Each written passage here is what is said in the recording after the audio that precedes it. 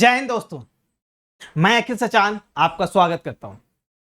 जैसा कि आपको पता है कि हम लोग पेट 2022 के लिए डीआई की सीरीज कर रहे हैं और हमारा टारगेट है कि उस आने वाले डीआई जो 20 नंबर का आना है उसमें 20 में से 20 नंबर हमारे हैं, वो भी 100% एक्यूरेसी के साथ।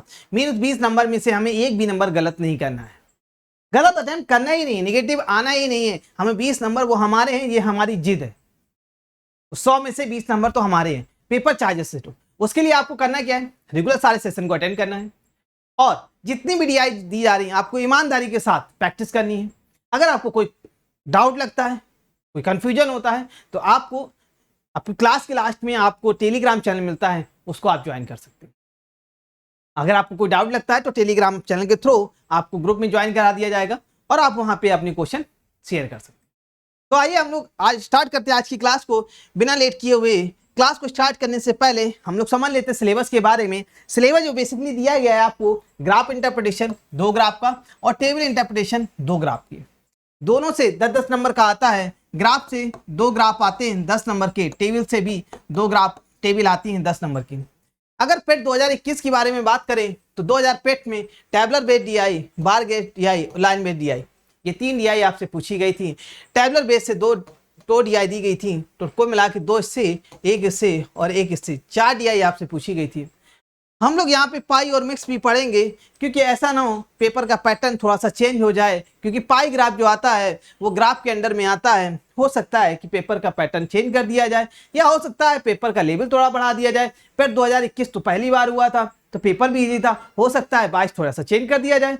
तो उस चेंज से पहले हम अपने आप को प्रिपेयर करके रखेंगे, क्योंकि हमारी जिद जो है वो 20 नंबर की है और इस 20 नंबर को हमें 100% के साथ अचीव करके रहना है। तो आइए स्टार्ट करते हैं आज की क्लास, और आज की क्लास में देखते हैं कौन सी डीआई हमारे सामने।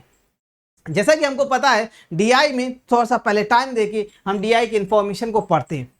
जो इंफॉर्मेशन दी गई होती है उसको अच्छे से पढ़ लेते हैं, उसका एनालिसिस करते हैं, उसके बाद फिर हम लोग क्या करते हैं, जो से क्वेश्चन दिए गए होते हैं उसको समझते हैं। तो आपके सामने लाइन ग्राफ दिया गया है, लाइन ग्राफ को हम लोग पहले पढ़ते हैं और पढ़ने के बाद उससे रिलेटेड जो क्वेश्चन है उनको समझते हैं। तो देखिए आपके सामने दिया क्या गया है, इसको समझते हैं।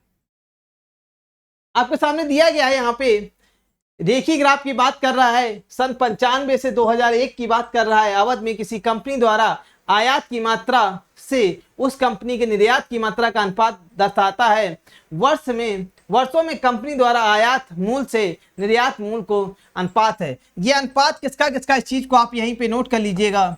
ये अनुपात आयात अनुपात निर्यात अनुपात की बात कर रहा है, और किस किस ईयर की बात कर रहा है, तो यहाँ पे बताया गया है 95 से लेके 1995 से लेके 2001 की बात कर रहा है। इतना डेटा आपको बसा के रखना है। अगर कोई रैंडमली कोई डेटा उठाते हैं, सपोज हम लोग यही डेटा की बात करते हैं 1997 से, तो कह रहा है 1997 में जो आयात और निर्यात का अनुपात दिया गया है वो 0.35 दिया गया है। आपको पता है कि अनुपात में यूनिट की हमें जरूरत नहीं होती है कि 0.35 के आगे क्या, तो 0.335 मतलब 0.35 अनुपात दिया गया है। आइए हम लोग क्वेश्चन पढ़ते हैं। क्वेश्चन क्या कह रहा है? क्वेश्चन कह रहा है यदि 1995 में कंपनी का आयात 247 करोड़ था, तो 1995 में कंपनी द्वारा निर्यात कितना था? 1995 में निर्यात पूछा गया है। देखिए आपको क्या पता है, आपको पता ये अनुपात किसका है, आयात अनुपात निर्यात। 1995 देखते हैं कितना दिया गया है। 1995 में इनका अनुपात कितना दिया गया है? 1995 में अनुपात जो दिया गया है 0.65। 0.65 का मतलब क्या है?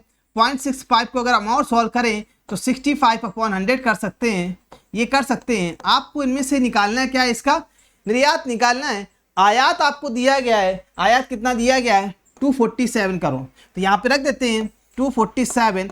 निर्यात की वैल्यू हम लोग लिख लेते हैं, कुछ भी लिख लेते हैं, एक्स मान लेते हैं, और अपॉन 65 मल्टीप्लाई 100। अगर एक्स की वैल्यू देखेंगे तो एक्स की वैल्यू कितनी हो जाएगी? 247 अपॉन 65। हम कैंसिल आउट नहीं करेंगे, डायरेक्टली डिवाइड करके देखेंगे तो आप ये क्या लिखा है 247 अपॉन 65। अब इसको हमें सॉल्व करना है। अब सॉल्व हम आंसर की हेल्प से करेंगे ताकि हम लोग कैलकुलेट कंप्लीट डिवाइड ना करें। तो सबसे पहले हम लोग डिवाइड करके देखते हैं। जब 65 को डिवाइड करेंगे यहाँ पे देख लेते हैं 65 को डिवाइड करेंगे किससे, एक सेकंड दिख रहा होगा यहाँ पे, आई थिंक आई होप ये विजिबल होगा। हम लोग यहीं पे देख लेते हैं, यहाँ पे थोड़ा सा रब कर देते हैं, आपको ये सब विजिबल होगा, ये दिख रहा होगा। तो यहाँ पे क्या दिया गया है, 65 को आपको डिवाइड करना है किससे, 247,247,00 से। अब ऑप्शन में देखिए या तो 2 आएगा या तो 3 आएगा। अगर 2 आएगा तो 6 दूनी 12, अगर 3 आएगा तो 6 का 18, 3 से ट्राई कर ले 3 बार चला जाएगा तो 5 3 15, 6 का 18, 1 19 आ जाएगा। फिर से डिवाइड करेंगे तो 2, ये 2 बचेगा, यहाँ पे 3 आ जाएगा, सॉरी 2 आ जाएगा, यहाँ पे एक हाथ से 14 आ जाएगा, 14 का मतलब 5 आ जाएगा, 5 का, और हाथ से 1 ले लेंगे तो 0 आ जाएगा हमारे पास। अब देखिए कितनी बार जाएगा, अब आपके सामने या तो 7 होगा या तो 8 होगा, क्योंकि 200 में तो है नहीं, 300 की बात कर रहा है, या तो 380 होगा या तो 370 होगा। अगर 8 का देखते हैं तो 8 की बात करते हैं, 8 5 40, 8 6 48, 8 बार एक बार जा रहा है तो 8 5 40, कैरी लगा 4, 8 8 6 48, 48 49 50 तो 52 आ जाएगा, ये कंप्लीटली डिविजिबल हो जाएगा और एक 0 बढ़ जाएगी तो ये 380 आ जाएगा। कभी भी आप कैलकुलेशन करिएगा तो ऑप्शन की हेल्प से जरूर करिएगा, क्योंकि आप ऑप्शन अगर नहीं देखते हैं तो आपको थोड़ा सा टिपिकल हो जाएगा, अगर ऑप्शन देख लेंगे तो आपके लिए इजी हो जाएगा। तो right answer is the 380, 380 crore क्या आ जाएगा आपका, निर्यात आ जाएगा। आई होप कि आपको समझ में आ रहा होगा, डीआई अच्छे से आप लोग पढ़ रहे होंगे। ये भी उम्मीद है कि आपकी तैयारी अब हो ही रही होगी, लगभग हो चुकी होगी, सिर्फ आप प्रैक्टिस कर रहे होंगे। आप ये सोच के मत चलिएगा कि पेट में हमें सिर्फ और सिर्फ पास होना है। आपका टारगेट है पेट में हमें टॉप करना है, पास नहीं करना है, टॉप करना है। अगर आपने टॉप करने का सोच लिया है तभी आप आने वाले जो फॉर्म है उसके एग्जाम को आप अटेम्प्ट कर पाएंगे। फॉर्म तो भर लेंगे लेकिन एग्जाम दे पाएंगे, इसके लिए आपको टॉप करना पड़ेगा। पास होने से काम नहीं चलेगा, ये आपको याद रखना है कि पेट का जितना अच्छा स्कोर कार्ड होगा उतने आने वाले जो मेंस एग्जाम है उसमें आपको अपॉर्चुनिटी मिलेगी। फॉर्म भरने की तो अपॉर्चुनिटी मिल जाएगी, फॉर्म भर तो सकते हैं, लेकिन एग्जाम की अपॉर्चुनिटी डिपेंड करेगा आपके स्कोर कार्ड पे। इसलिए ये जिद बना लीजिए आप अपने अंदर कि हमें पेपर चाह जैसा है, टॉप में चाहिए। आपको अभी कोई फिक्स नहीं है कि आपका कट ऑफ 80 जाएगा, 85 जाएगा, 90 जाएगा, कोई फिक्स नहीं है। पेपर टफ आ जाएगा तो कट ऑफ उस हिसाब से कम जाएगा, पेपर इजी आएगा तो कट ऑफ ज़्यादा जाएगा। लेकिन आपको ये बनाना है, आपको ये जिद है कि हमें आने वाले पेट 2022 में बहुत अच्छे मार्क्स लाने, टॉप की लिस्ट में रहना है, तभी ये पॉसिबल है कि आने वाले हर एग्जाम में आप फॉर्म भर सकें और फॉर्म भरने के साथ साथ एग्जाम दे सकें। 2021 से बहुत कुछ आपको सोच के चलना है, उसके एनालिसिस को देख के समझना है कि कितना कट ऑफ जाता था, कितने हमें हाई लेवल पे जाना है। तो आइए नेक्स्ट क्वेश्चन करते हैं। क्वेश्चन नंबर 2, क्वेश्चन नंबर 2 कह रहा है किस वर्ष में कंपनी के निर्यात से आयात का अनुपात अधिकतम है।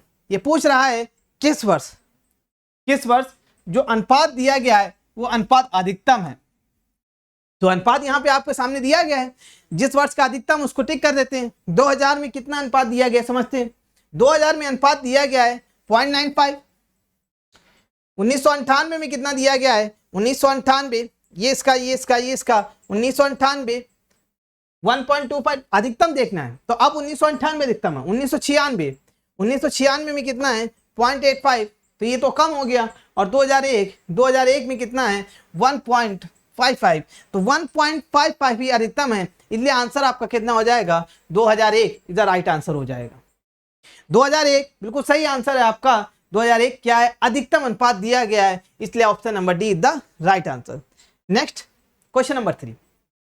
क्वेश्चन नंबर 3 क्या कह रहा है, क्वेश्चन नंबर 3 कह रहा है दिए गए वर्ष में कितने वर्षों में आयात से कम निर्यात हुआ है। दिए गए वर्षों में से कितने वर्षों में आयात से निर्यात कम हुआ, इस चीज को आपको समझना है। जो आपका रेशियो दिया गया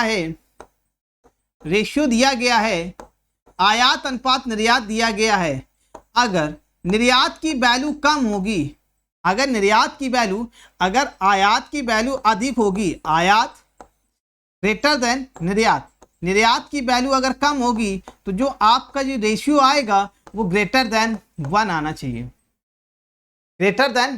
चाहिए, क्योंकि जब नीचे वाली वैल्यू छोटी होगी ऊपर वाली बड़ी होगी तो इसका मतलब है जो ग्रेटर वैल्यू आएगी रेशियो की वो 1 से बड़ी आएगी। अब आपको ये देखना है इनमें से किस रेशियो की वैल्यू 1 से बड़ी दी गई है।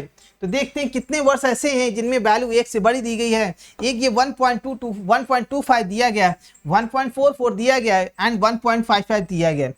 3 साल ऐसे हैं जिनमें 1 से वैल्यू ज़्यादा है। इसका मतलब है निर्यात की वैल्यू कम है आयात के कंपेयर में, आयात की वैल्यू ज़्यादा है। तो 3 साल ऐसे हैं, तो option number D is the right answer. I hope कि समझ में आए होंगे। क्वेश्चन बहुत अच्छे हैं, बस आपको एक बार डेटा को एनालिसिस कर लेना है और आपके क्वेश्चन आपकी चुटकियों में हो जाएंगे। क्वेश्चन नंबर 4 कह रहा है यदि 1998 में कंपनी का निर्यात 400 करोड़ था। अब 1998 की बात कर रहा है तो 1998 में चलते हैं। 1998 के पास पहुंचे तो वो बता रहा है कि जो सर उसका रेशियो दिया गया है वो 1.25 दिया गया है। 1998, ये 95, ये 96, ये 97, तो 98 किसका 1.25 है। कह रहा है कि निर्यात 400 करोड़ था तो 1998 द्वारा कंपनी का आयात कितना था। तो आपको पता है कि आयात, आपको अच्छे से पता है आयात अनुपात निर्यात, निर्यात आपको 1998 में कितना दिया गया है 1.25 दिया गया है। अगर आपको आयात निकालना है तो निर्यात से मल्टीप्लाई हो जाएगा। निर्यात कितना दिया गया इसको हम क्रॉस मल्टीप्लाई कर देते हैं तो 1.25 और निर्यात की वैल्यू कितनी दी गई है आपके सामने दिया गया 400 करोड़। 400 करोड़ से मल्टीप्लाई कर देंगे। जब इसको मल्टीप्लाई करोगे तो 5 चौक 20, 4 दूनी 8, 8 तो 10, 4 एकम 4 और 1 जी 5, 500 करोड़ आ जाएगा आपका आयात आ जाएगा। 500 करोड़ आयात आ जाएगा। तो right answer D is the right answer. I hope के सारे क्वेश्चन आपको समझ में आ रहे होंगे और आप ईमानदारी से सारे क्वेश्चन प्रैक्टिस के साथ कर रहे होंगे। क्वेश्चन नंबर 5 यदि 2000 में कंपनी द्वारा आयात और निर्यात पर कुल खर्च 390 करोड़ था। जो 2000 वर्ष है उसमें आयात और निर्यात जो कुल खर्च हुआ है वो 390 करोड़ है। तो कह रहा है आयात पर खर्च कितना है, तो आयात की बात कर रहा है। तो सबसे पहले इसके लिए हम 2000 पे चलते हैं।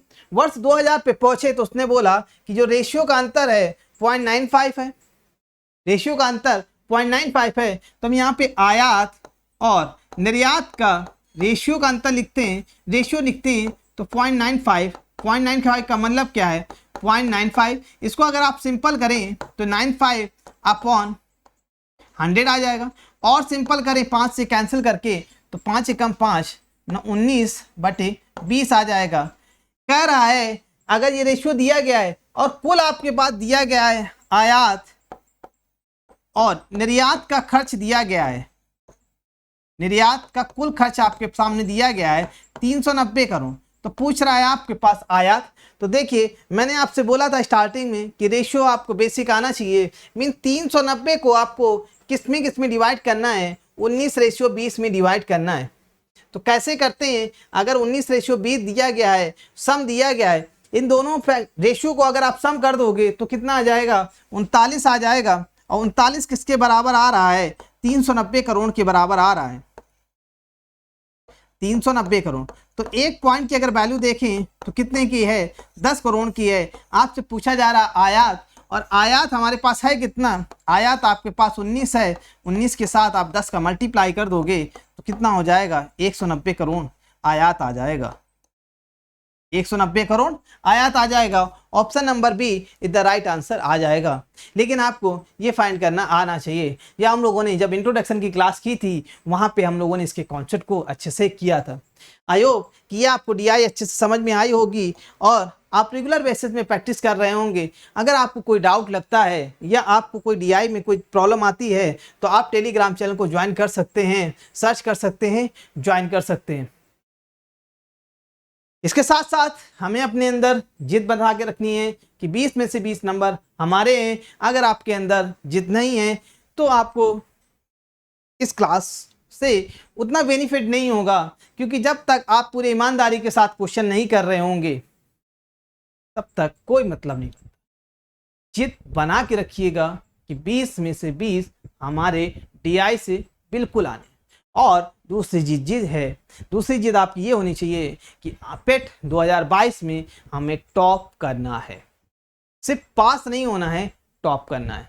फिर से मिलेंगे नेक्स्ट क्लास में। आई होप ने आपने एंजॉय किया होगा। कमेंट सेक्शन में जरूर बना दीजिएगा। जय हिंद दोस्तों।